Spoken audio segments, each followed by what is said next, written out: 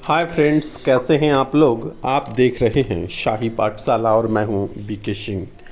66वें BPSC mains exam की जिद्दोजहद तैयारी चल रही है और आप लोग इसमें काफ़ी लगनशील हैं, मेहनतशील हैं। एग्ज़ाम जब नज़दीक होता है तो थोड़ा टेंशन, थोड़ी घबराहट, ये सामान्य बातें हैं, लेकिन यही वो समय है जहां आपकी हिम्मत, जहां आपके साहस, जहां आपके अंदर जज्बे, ये सब कुछ दिखाने का समय है। एग्ज़ाम एक रण क्षेत्र है जिसमें आपको योद्धा की तरह लड़ना है और इसे जीत कर दिखाना है। आइए इसी दरमियान मैं आपको सेलेक्टेड क्वेश्चन, गेस्ट क्वेश्चन जो 66वें बीपीएससी मेंस एग्ज़ाम के नज़रिए से काफ़ी इम्पॉर्टेंट है, वो मैं आपको बताता हूँ, वो मैं लेकर आपके साथ आता हूँ। आपको मैंने अब तक यदि जीएस पेपर 2 की बात करूं तो मैंने कहा था कि टोटल 14-15 प्रश्न आपको याद करने हैं अंतिम समय में, और उसी में से आपको 8 क्वेश्चन लिखने के लिए आ जाएगा। तो मैंने आप लोगों के अब तक जीएस पेपर 2 में साइंस एंड टेक्नोलॉजी के 4 प्रश्न दे दिए हैं और मैं समझता हूं कि उस 4 में से आपको 2 आ जाएंगे। उसके बाद बात रही पॉलिटी की और इकोनॉमिक्स ज्योग्राफी की, तो उसमें से भी मैं कुछ क्वेश्चन आपको दे चुका हूं, जैसे 15th फिनांस कमीशन है, ग्लोबल वार्मिंग है, नया कृषि कानून है, बिहार में पंचायत चुनाव है या चुनाव से रिलेटेड है, आप एक और टॉपिक मैंने दिया है उसी में अल्टरनेट करके, वो है। और एक और प्रश्न मैंने ज्योग्राफी वाले सेक्शन से दिया है, भारत में आपदाओं की बारंबारता। तो ये प्रश्न है और कुछ प्रश्न मैं आज 4-5 दे देता हूं, चूँकि समय बहुत कम है इसलिए एक एक दिन गंवा कर वीडियो देना ठीक नहीं है। मैं आज 5 प्रश्न आपको दे देता हूं। इसके बाद आप कुल मिलाकर 14 प्रश्न हो जाएंगे। इस 14 में से 8 प्रश्न आपको निश्चित आ जाएगा। मैं समझता हूं कि ये सारे प्रश्न आप पहले से भी तैयार करके रखे होंगे, लेकिन उसको पॉइंट वाइज और भी आप तैयार करें ताकि लिखने में सुविधा हो। मैं कल या अगले दिन आंसर राइटिंग के कुछ टिप्स दूंगा, उस टिप्स को आप एग्ज़ाम में ज़रूर अप्लाई कीजिएगा। आप यह देखिएगा कि यह एग्ज़ाम में आपके कितने हेल्पफुल होते हैं। आइए हम लोग पहला प्रश्न देखते हैं। पहला प्रश्न है, राजनीति में आपराधिकरण से आप क्या समझते हैं? इसके कारण और प्रभाव को बताते हुए इसमें सुधार करने के लिए क्या क्या आवश्यक कदम उठाए जा सकते हैं? तो ये है आज पहला प्रश्न।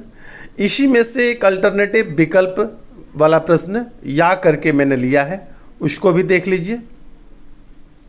राजनीति में आपराधिकरण धीरे धीरे अप्रासंगिक होती जा रही है।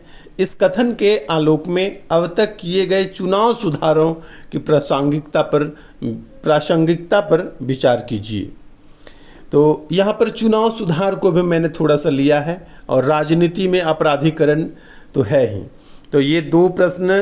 दूसरा प्रश्न है, राज्य के नीति निर्देशक तत्व के सिद्धांतों का वर्णन करें।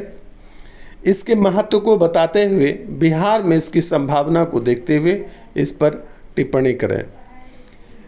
नीति निर्देशक तत्व से रिलेटेड कोई प्रश्न काफ़ी दिन से नहीं पूछा है। मैं समझता हूं कि नीति निर्देशक तत्व इस बार आएगा ही, क्योंकि प्रस्तावना से रिलेटेड प्रश्न पूछे जा चुके हैं, मौलिक अधिकार से रिलेटेड प्रश्न पूछे जा चुके हैं, राज्यपाल पूछा जा चुका है।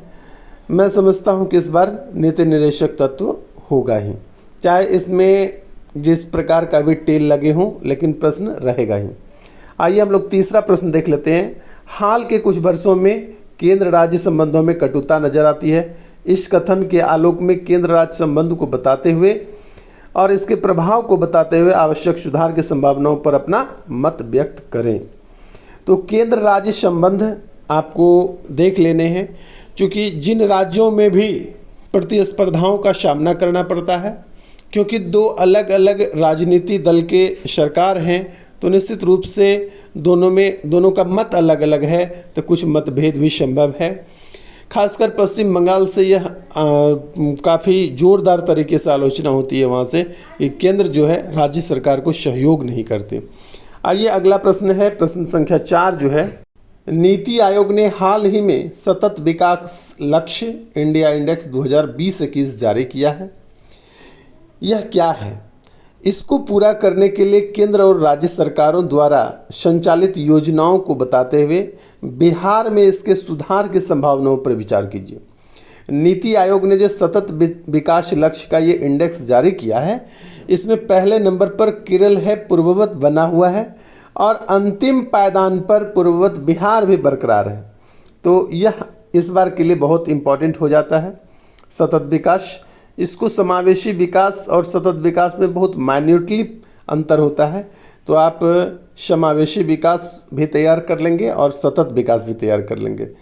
सतत विकास या समावेशी विकास जब आप आंसर राइटिंग करेंगे तो उसमें महिलाओं के बारे में जो सरकार के द्वारा महिलाओं के लिए चलाई जा रही योजना है और महिलाओं के उत्थान पर किए गए जो भी कार्य हैं या आप जो भी अपना मत देना चाहते हैं, या लिखना बिल्कुल नहीं भूलेंगे।